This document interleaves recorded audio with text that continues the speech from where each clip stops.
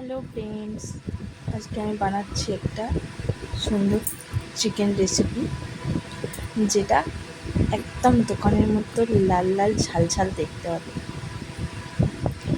তবে এটাতে অনেকে আলু দেয় না, কিন্তু আমরা বাঙালি, তাই আলু ছাড়া তো চলে না। তাই আমি প্রথমে আলুগুলোকে ভেজে নিয়েছিলাম।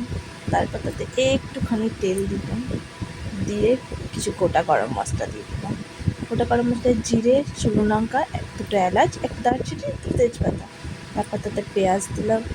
পেঁয়াজ দেওয়ার পর একটু ভাজবো।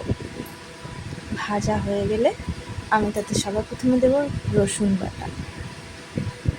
রসুনটা দিয়ে রসুনটাকে একটু ভেজে নিতে হবে, যাতে রসুনের কাঁচা গন্ধটা চলে যায়। তারপর তাতে দেবো একটুখানি আদা বাটা। এখানে এই 500 গ্রামের মতো চিকেন নিয়েছি, তার জন্য তাতে 1 চামচ দুটো পেঁয়াজ, বড় পেঁয়াজ দিয়েছি, 1 চামচ রসুন বাটা, 1 চামচ আদা বাটা দিয়ে আমি ভালো করে ভেজে নেব। এবার এরপরই আমি যেটা দেবো সেটা হচ্ছে শুকনো লঙ্কার গুঁড়ো। এটা দিলে কি হয়, এটা তেলের মধ্যে শুকনো লঙ্কা দিলে কি হয়, রঙটা জাস্ট খতরনাক আসে, যেটা দোকানের মতো একদম লাল লাল ঝাল ঝাল হয়। তারপর তাতে হলুদ গুঁড়ো দিলাম, জিরে গুঁড়ো দিলাম, ধনে গুঁড়ো দিলাম, দিয়ে একটু ভেজে নেব।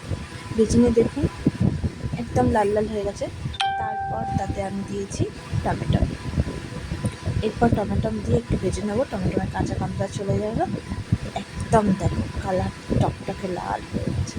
এবার মাংসগুলো দিয়ে দিলাম, দিয়ে একটু মাংসগুলোকে নিয়ে দেবো। এতে কিন্তু আমি জল দেবো না একটু। তোমরা দেখো জল না দিয়েই কত সুন্দর মাংসটা হয়। তার মাংসগুলোকে দিয়ে আমি একটুখানি নেড়ে নিলাম, নেড়ে নিয়ে একটু ঢাকা দিয়ে রেখে দিয়েছিলাম।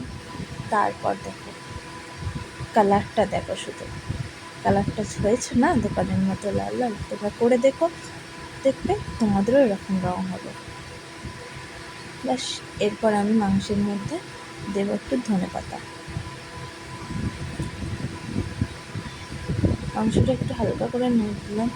হ্যাঁ, মধ্যেখানে আমি বলতে ভুলেই গিয়েছি, আমি কিন্তু এতে নুন দিয়েছিলাম পেঁয়াজ ভাজার সময়, যাতে পেঁয়াজগুলো তাড়াতাড়ি নরম হয়ে যায়।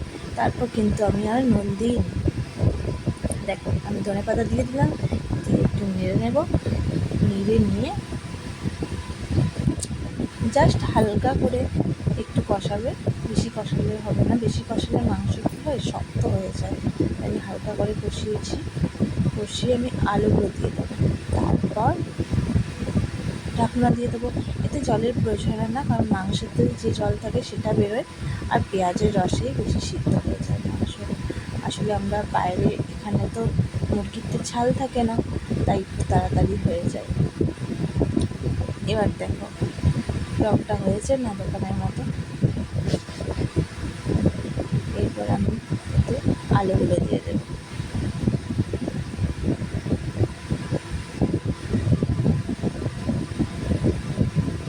আলুগুলো দিয়ে আমি একটু নেড়ে নিলাম। নেড়ে নেওয়ার পর এটাকে ঢাকা দিয়ে দেবো। ঢাকা দিয়ে যখন দেখবো পুরো দোকানের মতো লাল লাল লাল লাল তোমরা দেখো লাল লাল দেখতে হচ্ছে। তোমরা জল দিতেও পারো, জল দিলে কোনো অসুবিধা হয় না, বাট আমরা একটু জল দেবো।